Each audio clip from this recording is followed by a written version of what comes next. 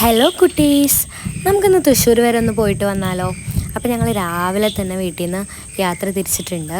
നല്ല മഴയായിരുന്നു, പോകാൻ പറ്റുമോയെന്നൊന്നും ഉറപ്പൊന്നും ഉണ്ടായിരുന്നില്ല. എന്നാലും ഞങ്ങൾ അങ്ങനെ ഇറങ്ങി. ഞങ്ങൾ പിന്നെ വെങ്ങാട് എത്തി. വെങ്ങാട് വണ്ടി ഇടണമെന്നാണ് വിചാരിച്ചത്, പക്ഷെ അവിടെ എന്തൊക്കെ പണി നടന്നിരുന്നു. അത് കാരണം കൊണ്ട് ഞങ്ങൾ പിന്നെ നേരെ വളാഞ്ചേരിക്ക് വിട്ടു. എല്ലായിടത്തും റോഡൊക്കെ നനഞ്ഞ് മഴയൊക്കെ പെയ്തു, പക്ഷെ നല്ല രസമുണ്ടായിരുന്നു കേട്ടോ. നല്ല കോടമഞ്ഞൊക്കെ ഉള്ള പോലത്തെ ഒരു ഫീൽ ഉണ്ടായിരുന്നു. പിന്നെ ഞങ്ങൾ പെട്രോൾ പമ്പിൽ കയറി പെട്രോളൊക്കെ അടിച്ച് ഫുൾ ടാങ്ക് ആക്കിയിട്ട് പിന്നെ ഞങ്ങൾ വളാഞ്ചേരി എത്തിയപ്പോഴാണ് ഞങ്ങൾ രാവിലത്തെ ബ്രേക്ക്ഫാസ്റ്റ് കഴിച്ചത്.